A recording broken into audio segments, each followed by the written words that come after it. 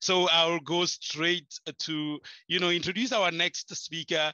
And she is here to really give us what we have termed case studies. And this kind of case study could not come from someone who doesn't have those ethos, who doesn't have those, baggage. And so Dr. Sylvie Kwedi Nona, she is a holder of a PhD in public health, and she obtained, of course, her master's from the Public Health and Biotechnology Institute from, what is that? Bloomberg School of Public Health. Oh, wow, John Hopkins. So Dr. Sylvie Kwedi Nona is currently an epidemiologist, and she's a senior lecturer at the Faculty of Medicine in the University of Yaoundé 1. And she leads a lot of projects. But I think the one that she wanted us to flag here is her baby that she has, worked so hard to create. And that's a consulting firm called CLEAR. And CLEAR is actually an abbreviation for Capacity for Leadership, Excellence, and Research. I personally worked for Dr. Sylvia on that CLEAR. Thank you so much for giving me that opportunity to do these baby steps. And I remember that was one of the best experiences I had, learning from the leader herself. Dr. Sylvie Kwedi Nona, with all the achievements that you have, we want you to tackle that important question again. What does it take to really be a good leader? And so in presenting your case study, we would give you the time to, pull from that rich background of yours to be able to help those of us who are still making progress towards becoming successful leaders like yourself. Thank you so much for giving us your time. Dr. Kwedi Nona, the floor is yours. Thank you, Dr. Netongo. I appreciate the opportunity. I'm going to share my slides. Let me know when it's okay. Yep, almost there. Just presentation mode now. Okay, so I'll go into the... There you go. There we go. Slideshow. Thank you so much. And thank you to Dr. Amwasi. I definitely learned a lot. We never stop learning. I appreciate it. So I'm going to be very specific in my talk. I'm going to talk about leadership in an African context. We know that Africa is different. Once you actually land in Africa and you've never been in Africa, you noticed right away how different our continent, our beautiful, beautiful continent is. Unfortunately, in sub-Saharan Africa, we suffer from the 10-90 gap.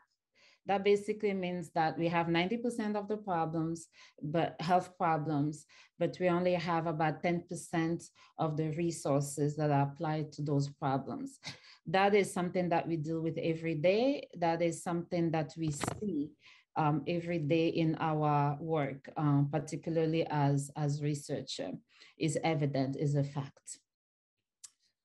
So in terms of the research landscape, there are so many inequities.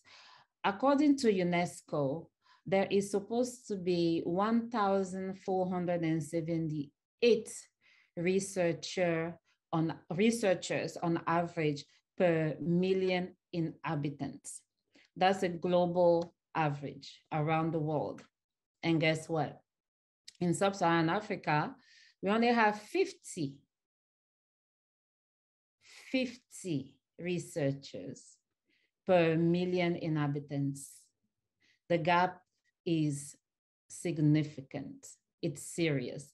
The only two countries that even try to get to that 1,478 average are Senegal with 550 and South Africa with 494. 550 researchers per million inhabitants and 494 researchers per million inhabitants in Senegal and South Africa, respectively. We have a long way to go.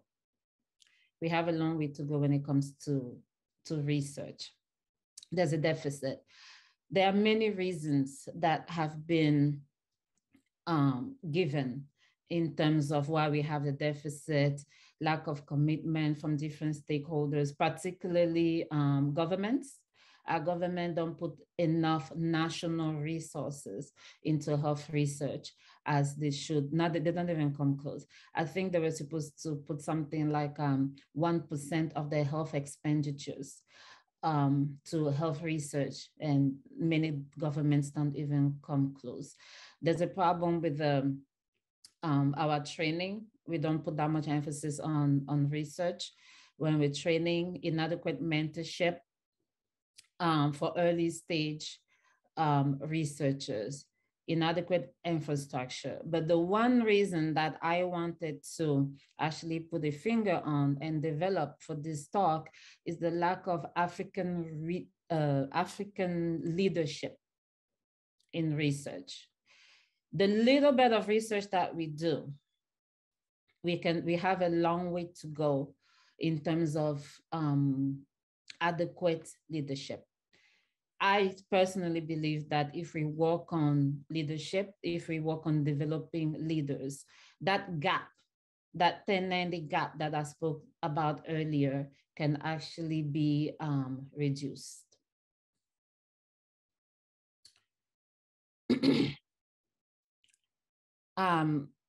Being a leader, what does it look like? Being a leader in research, we're researchers. What does it look like? I mean, I want to talk about vision. I want to talk about strategy. I'm not going into that because I think that Dr. Amwasi did a very, very good job in showing us what a leader is. But particularly when you're a researcher and you call yourself a leader, you have to have a much broader outlook in terms of how you lead. So yes, you have vision, yes, you have strategy, but you also need to be able to link with policymakers, because in the end, we do research, we get our results, but what does it apply to? What does it apply to? We need to apply it to the community. And it is those policymakers that allow us to take our empirical data and have it make a difference.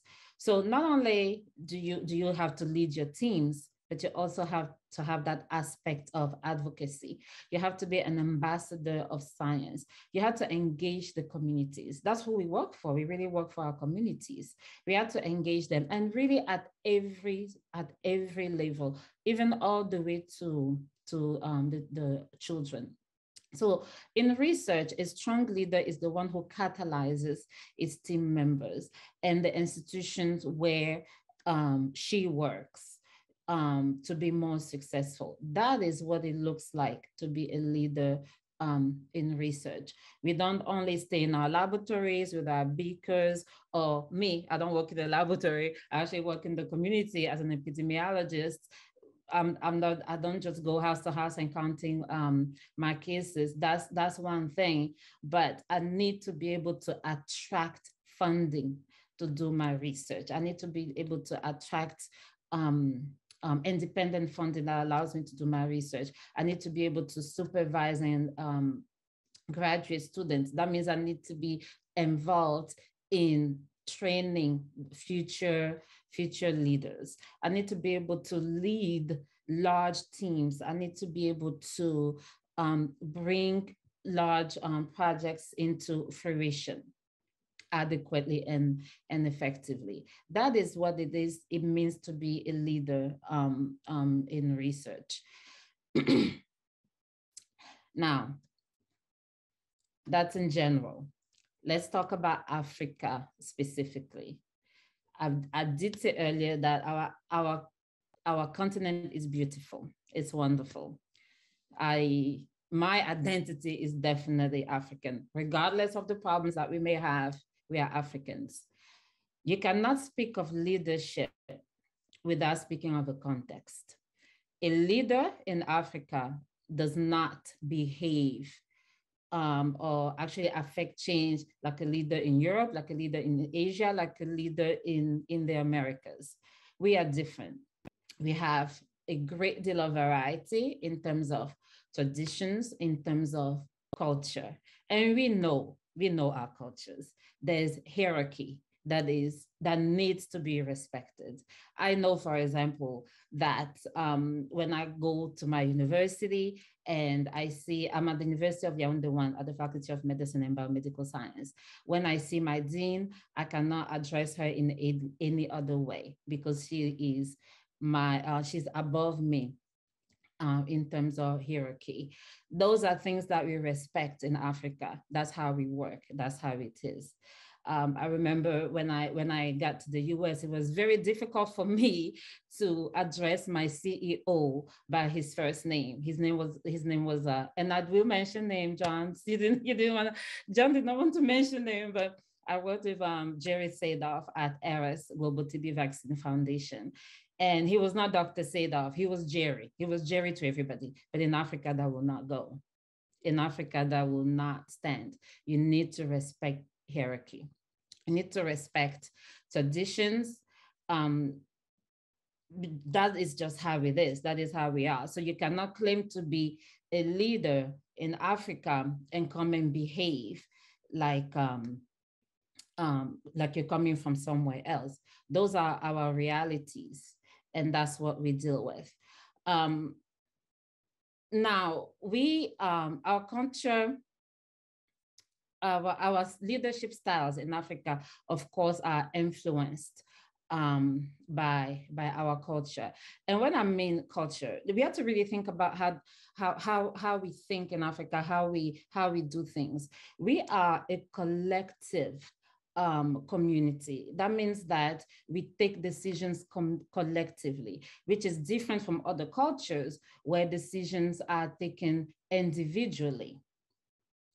In my family, for example, when I have to take a decision, I don't just go take a decision. I had to actually call a family meeting, explain what I'm going to do, and the decision gets taken collectively. That's how we work in Africa. We are more, excuse me here, okay. We are more team-oriented. We are more participative. That's just how we do things. We don't just go off on our own. So being a leader in Africa, you have to remember those things. You have to remember what makes us African and work within that culture. We we talk about sometimes consultative leadership and not individual. Our decisions are made collectively. They're made collectively. That's how we work. Okay, I'm not sure what's going on. My slides, okay. Here we go.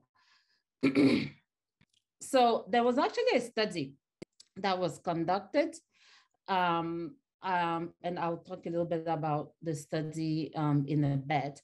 The study brought out the fact that the leadership styles that are favored in Africa are relations oriented. They're relations oriented. And the leadership styles that were not favored were the laissez-faire leadership, basically meaning that, you just let people go and do what they want to do, or the paternalistic leadership, which is basically telling people what to do. It doesn't always work.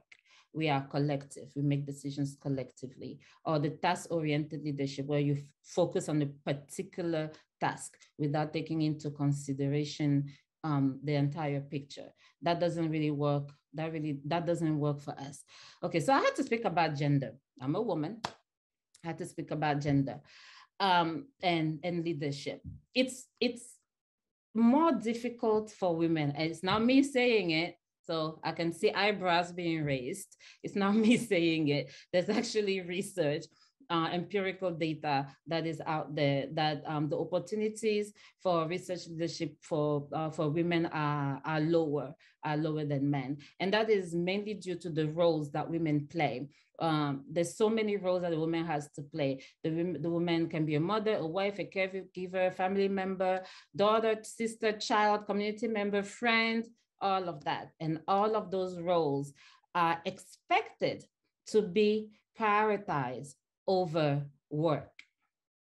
That is the expectation. And that makes it very, very difficult for a woman after having all those priorities and now to come assert herself as a leader, or even just having the leadership opportunity that her male counterparts may have.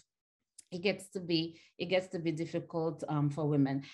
I know that this is not particular for Africa. It's really everywhere. But I think that women in Africa carry a significant burden and have even less opportunities than other women around the world. Less opportunity for to be a leader in research. So this is a study that I was just talking about. It's a study that was commissioned by the Wellcome Trust and the African Academy of Science. It involved 24 countries. You can see the countries in my slides. So basically, I would say the great majority of African countries were represented in this study. The study ended up with a model that was proposed for leadership for African researchers. And you can see that the model has a T-shape. It takes into consideration the leader's personal qualities. It takes into consideration people and communities. People and communities. We are collective cultures. And it also takes into consideration the research experience. It actually goes back to, and I think when you look at this model, it goes back to what Dr. Amwasi was talking about in terms of logic, credibility, and how you connect with people. He talked about logos, ethos, and pathos. So you really see here that not only do you have to take into account your research expertise, which is the ethos part that he was talking about, and the logic, I will put it into your personal qualities, how you can actually make out and reasonings, and then the people part of it. So the model brings in breadth, at the same time it brings in depth. It's very particular to Africa, I believe. So our beautiful, beautiful continent, as it is beautiful to me, has been described as the hopeful continent. I really believe that. I personally believe that the future is in Africa. The future is Africa. The continent covers about 30 million square meters, and it includes 1 billion people. The continent is extremely diverse. More than 50 countries, 3,000 different ethnicities, 2,000 different languages, extremely diverse. But this is what I think is our gem. And we saw it with the COVID-19 pandemic. Our gem, what we hold that has saved us, I believe, through the recent pandemic is our youth. Our continent is young. In 2019, I believe this is also the World Bank data, we counted about 226 million young people aged between 15 and 24 that lived in Africa. That's 19%, let's round it up to 20. 20 is 1/5% of the entire global youth population. We have the young people. That's why I think that Africa is actually the future. And the number of youth is expected to increase to 42% in 2030. That means the future is ours. So we need leaders. We need good leadership to grab onto that future. It's there for us to grab. We need leaders to grab onto to grab onto that future. That means we have to overcome the challenges, we have to achieve our full potential, and we have to protect ourselves. I know this might not be popular or something people want to hear. We have to protect ourselves from exploitation because we have been exploited in the past. So I'm going to, I think, I don't see Palmer because I probably just have a few minutes left. I ran into this leadership style a while ago, the Ubuntu leadership. And that is specifically African. Ubuntu is actually a concept that was popularized by the late Archbishop Desmond Tutu and the late greatest leader, in my view, Nelson Mandela. Ubuntu means humanity. It basically means that it basically says that an individual learns to be a person through other people. You are only a person because other people see you as a person. So in that leadership style, you have 7 dimensions. You have the interdependence, closer affinity, people orientation, humanity, vision and purpose, performance, and ethical practice. Those are the elements that go into Ubuntu leadership. It basically means that it is by belonging to the community that we become ourselves. In terms of leadership, it means that you cannot just be a leader all by yourself, which leads me back again to Dr. Amwas's presentation in terms of pathos. He says that pathos is how you connect to others. He talked about those 3 elements. Good leaders need to connect to others. Now, this is my personal opinion now in terms of how do we improve our leadership as African leaders in research. We have to think of compassion, emotional intelligence, and vulnerability.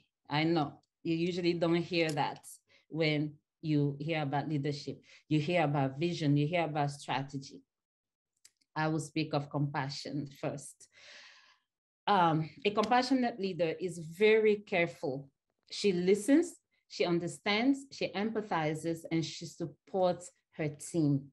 The team feels valued, the team feels respected, the team feels cared for. A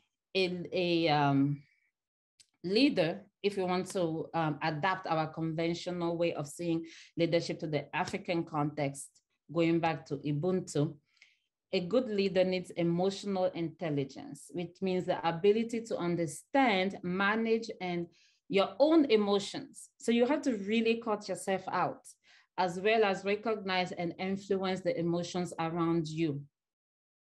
We want to get away from the old style of when the leader says, jump, we answer, how high? Yes, sir. Let's try to get away from that and remain within our African context, our collective context.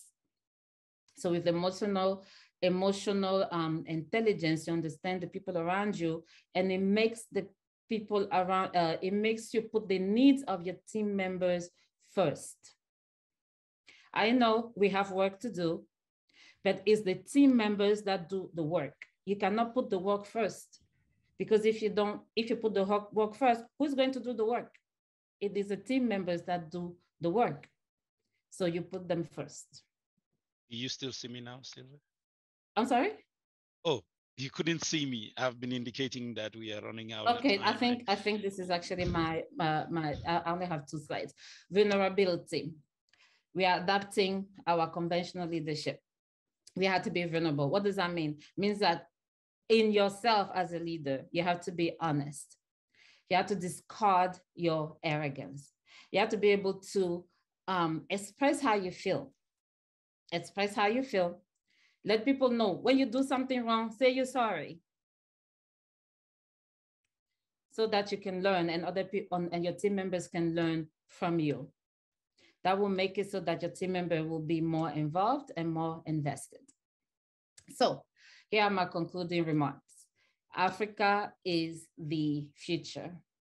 Yes, we have many problems, and we cannot improve on those problems without the leaders that are required to do good work in terms of research. I speak in the research context. Our research has to be led by us, African scientists, within our context. We work within our context.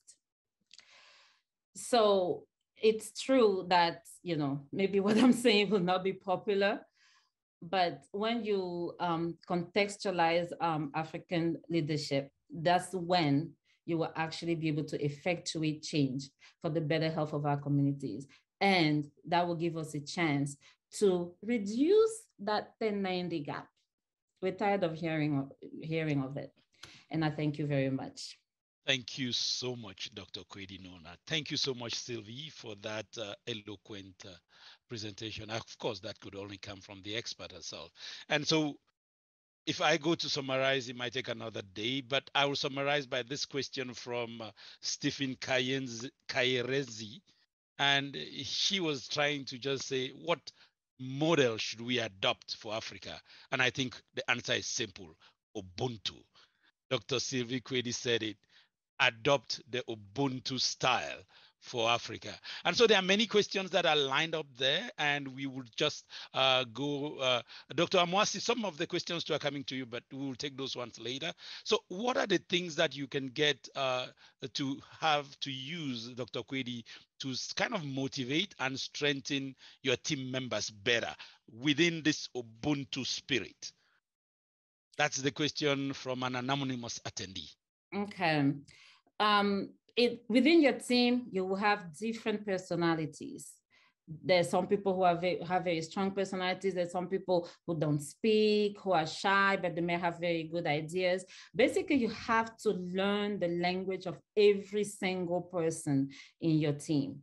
For example, if somebody is not very good with technology. I've had older people in my teams that never check their emails. Why would I send them an email when I want to communicate with them? It doesn't make sense. So each person has a strength. Or you can see a very young person, usually I see young women, very well learned, but because of the social because of the way we are socialized as women in Africa, we don't tend to speak up, especially when we are young. When you're a little bit older, you have a little bit more confidence. But when you're younger, you don't always tend to speak up.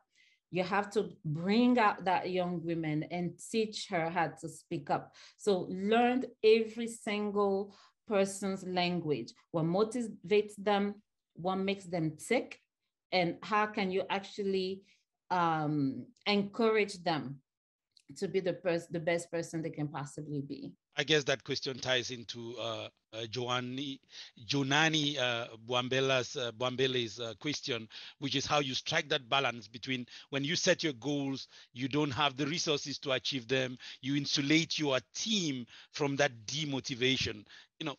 From your experience, how have you achieved that? I have to say, this is a very good question because it's something that we face every day. I lived in the United States for many years. I came from a culture that was very full of resources. And the past 12 years, I've been working in Africa with the minimum resources. And Palmer, I think you remember I said this to you, that I see you guys that did your PhDs in Africa as magicians, because I don't know how, with the resources that you have, so very few, you were able to excel, like somebody like yourself, Palmer, you were able to emerge. How do you do that? So we have very, very few resources, but guess what? We can do it, and we have been doing it.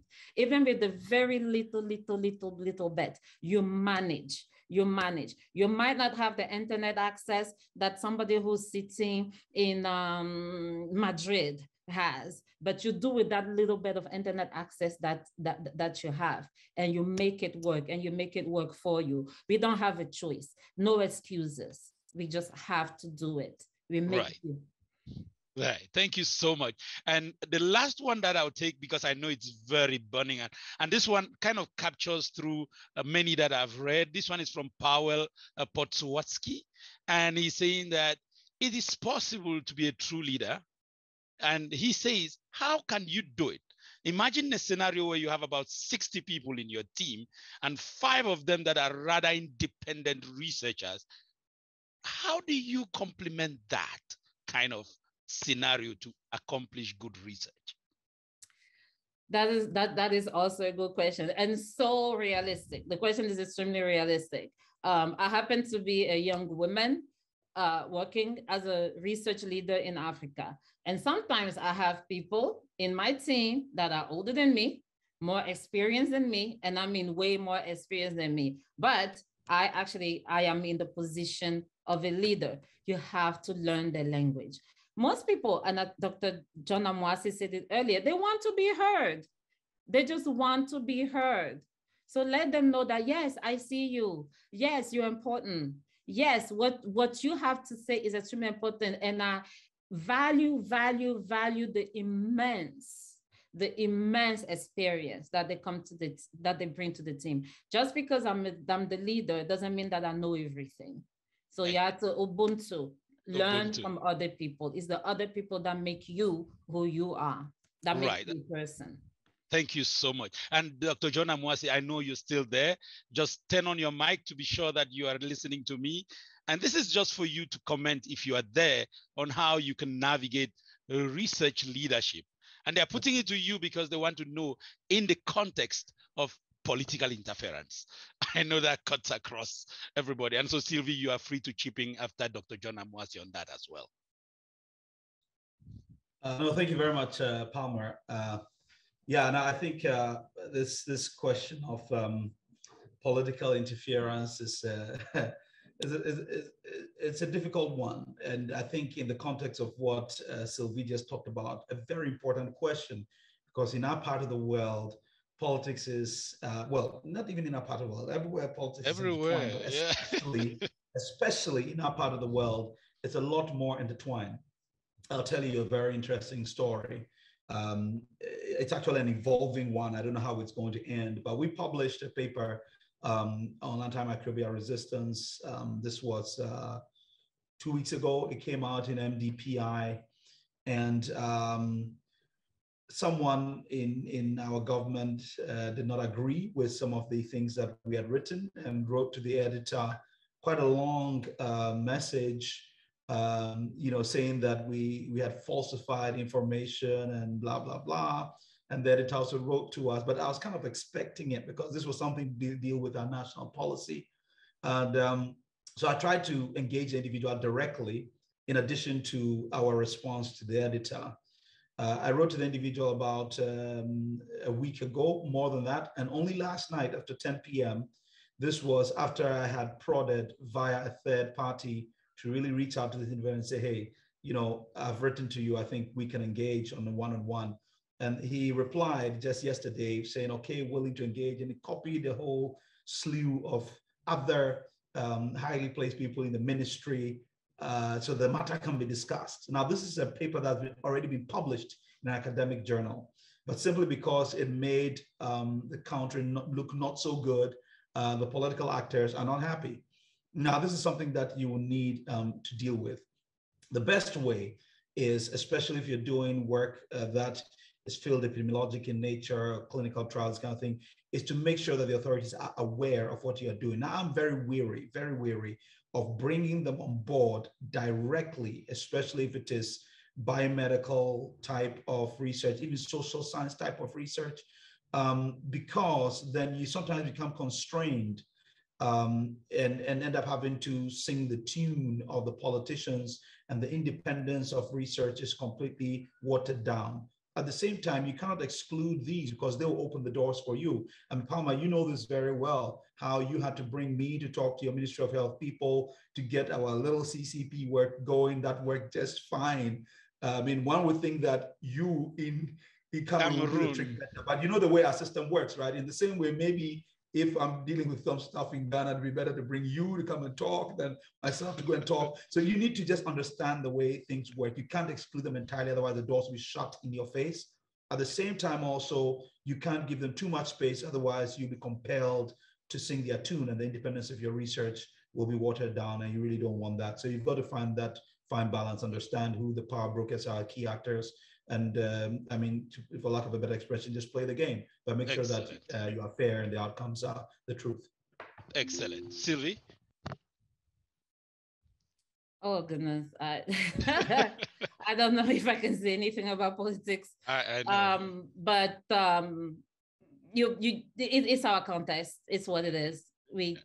If that's what our context dictates, that's what we have to do. We have to know how to walk within our context. Okay, cool. So thank you so much for our two presenters who've kind of set the scene.